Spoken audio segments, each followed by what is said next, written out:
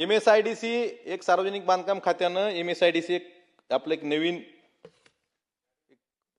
चालू केलं, महाराष्ट्र राज्य पायाभूत विकास महामंडळ. कशासाठी केलं? अध्यक्ष महोदय, महाराष्ट्रात सार्वजनिक बांधकाम विभागाचे 8000 इंजिनियर असताना MSIDC का चालू केलं? तर फक्त टेंडर मॅनेज करण्याची यंत्रणा आहे.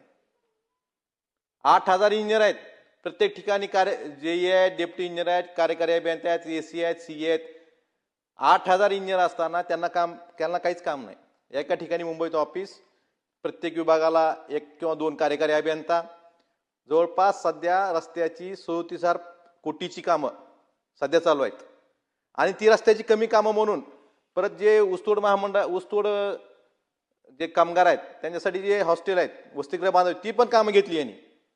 काही मेडिकल कॉलेजची कामं जी खरं तर केंद्र सरकारच्या नियमानुसार सेंट्रल गव्हर्नमेंटच्या PSU मार्फत झाली पाहिजेत, ती कामं स्वतःनीच घेतली. बरं, यांच्याकडे कर्मचारी किती? एक MD, बालदी साहेब तुम्ही सांगितलं, MD, एक चीफ इंजिनियर आणि प्रत्येक विभागाला म्हणजे छत्रपती संभाजीनगर विभागाला 1 किंवा 2 कार्यकारी अभियंता. त्यांनी सुपरविजन कधी करायचं? तिथल्या स्थानिक JEला, डेप्टी इंजिनियरला, एक कार्यकारी अभियंत्याला त्या ठिकाणी कामावर जायचा अधिकार नाही, कामचा बसायचा अधिकार नाही. हे कोण कामचा बसायचं? PMCने. मग एवढ्या स्पर्धा परीक्षा देऊन MPSC मार्फत जे सिलेक्शन इंजिनियर करतात त्यांनी काय करायचं? बघ कशासाठी?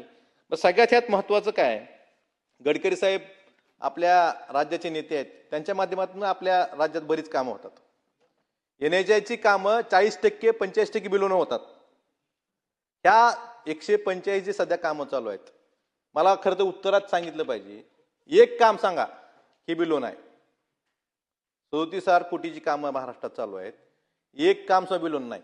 त्यात आठ काय, टेंडरमध्येच आठ आहे.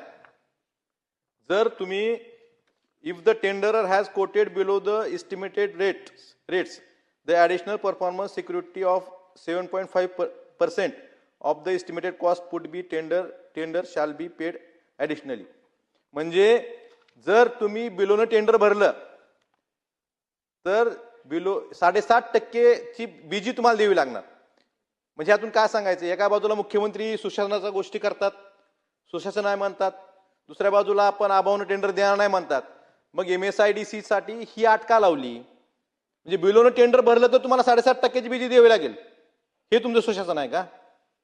हे तुमचे राज्याला पैसा नाही म्हणतात, विकास कामासाठी पैसा नाही म्हणतात. संपवतो 5 मिनिटात, संपवतो. ऐका तरी, ऐकून घ्यायची क्षमता ठेवा साहेब. 7.5% बोलतो कमी बोलतील ते. अध्यक्ष महोदय, जर 40% बिलोनं 45% बिलोनं राष्ट्रीय महामार्गाची कामं गडकरी साहेबांच्या डिपार्टमेंटची महाराष्ट्रात होत असतील तर मग MSIDCची कामं बिलोनं का होत नाहीत? बरं, बिलोनं होय, जर एखादा कॉन्ट्रॅक्टर कोट करत असेल तर त्याला ही अशी अट का लावली? म्हणजे फक्त टेंडर मॅनेज करणे, त्या ठिकाणी डुप्लिकेट कागदपत्र दिली तरी चालतात. एखाद्या सेंट्रल गव्हर्नमेंटच्या PSUनं एखाद्या कॉन्ट्रॅक्टरला रिजेक्ट केलेलं असलं, तो कॉन्ट्रॅक्टर ह्यांच्याकडे इलिजिबल होतो. त्यामुळे अध्यक्ष महोदय, माझी विनंती आहे, ऐकून जावा, तुमचा एक विषय शेठ जाताल ना. अध्यक्ष महोदय, ही जी MSIDC आहे ही फक्त तिथं म्हणजे चीफ इंजिनियर आहेत का कलेक्शन इंजिनियर आहेत हे कळत नाही.